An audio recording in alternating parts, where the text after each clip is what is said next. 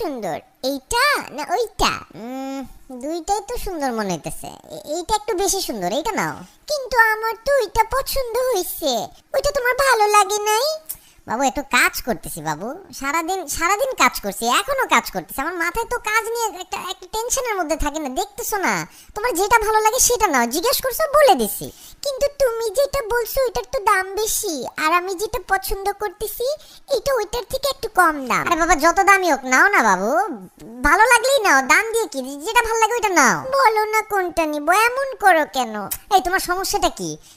2 দিন আগে জিজ্ঞেস করলে দেশি মুরগি কিনবো না ফার্মের মুরগি। তোমার বললাম ভাই তুমি ফার্মের মুরগি কিনো, তুমি গিয়ে কিনে আনলা 4টা দেশি মুরগি 4টা ফার্মের মুরগি। ইচ্ছাটা তো তোমারই পূরণ হইলো তাই না? তারপর জিজ্ঞেস করলা লাল শাক কিনবো না পালং শাক কিনবো। ভয়ের চোটে কোনো কথাই বলি নাই, কিনে আনলা লাল শাক। যদি বলতাম পালং শাক তাহলে দুইটাই কিনে আনতা। আজকে আবার শুরু করলা শাড়ি নিয়ে, পাইছোটা কি আমারে তুমি? ও মা, একটা শাড়ি কিনবো তোমার জন্য, সাজবো তোমার জন্য, একটু সুন্দর হব, একটা পয়লা বৈশাখের একটা ফিলিংস আছে না, একটা ঝাঁকানাকা আছে না, সেটাও কি জিজ্ঞেস করলে দোষ? কথা তো একটা শাড়ি পর্যন্ত লিমিট থাকতেছে না। আমি কি তোমারে কোনোদিন জিজ্ঞেসি জান কোন জিন্স পরবো, কালো না নীল? জান কোন টি শার্ট পরবো, হাফাতা না ফুলাতা? জান কোন জুতা পরবো, এইটা পরবো না ওইটা পরবো? জিজ্ঞেসি তোমারে কোনোদিন? ভালোবাসি দেখেই তো জিজ্ঞেস করি তোমাকে, এমন করো কেন? জান জিজ্ঞেস করার তো একটা লিমিট থাকে জান। তুমি তো এই লিমিটের গোষ্ঠী উদ্ধার করে ফেলছো। আমি তো ফোন কিনছিলাম কাজের জন্য, কিন্তু আমার মোবাইলটারে তুমি একটা দোকান বানাই দিছো।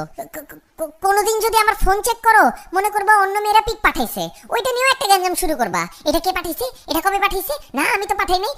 এত পিক পাঠাইছো তোমার নিজেরও তো মনে থাকবে না কোন পিক তুমি দিছো। আমার লাইফটারে তো একটা দোকান বাজার বানাই দিতেছো তুমি। এত সিম্পল একটা ব্যাপারকে এত বড় করতেছো তুমি। 2টা শাড়ির কথাই তো জিজ্ঞেস করছি। তোমার কাছে সিম্পল লাগতে পারে জান, আমার কাছে তো সিম্পল লাগতেছে না। তোমার কাছে 2টা শাড়ি, আমার কাছে তো 2 কোটি শাড়ির সমান লাগতেছে। বলতেছি এটা কিনো, তুমি বলতেছো ওইটা কেন না। তখন যখন বলি ওইটা কিনো তুমি বলতেছো এইটা কেন না। মানে শাড়ির মধ্যে তো হাজার ধরন দেখো তুমি একটা শাড়ির মধ্যে। তোমাদের মেয়েদের মতন তো এত নিখুঁত চোখ আল্লাহ আমাকে দেয় নাই। তোমার কারণে প্রতিদিন একটা আতঙ্কে আমি বাস করতেছি। এমনি বলতেছো কে? আমি কি এতই খারাপ? তোমার জন্যই তো সাজি। কিসের এত আতঙ্ক? কিসের আতঙ্ক মানে? পয়লা বৈশাখ কেবল যাইতেছে, রমজান শুরু হবে, এরপর আসবে ঈদ। আমি যদি আজকে পরকিয়া করতাম এত আতঙ্কে থাকতাম না যতটা তোমার প্রশ্নের আতঙ্কে থাকতো আমার। প্রত্যেক দিন একটা নতুন আতঙ্ক নিয়ে আসো। তোমার পায়ে পড়ি যান, তোমার যেই শাড়ি পছন্দ সেই শাড়ি কিনো। তুমি কলা পাতা পেঁচাও যদি পরো আমার কাছে ওইটাও সুন্দর লাগবে। দূর একটা ফালতু, তুমি যাও তো, মুডটাই নষ্ট করে দিলা অসভ্য কথাকার।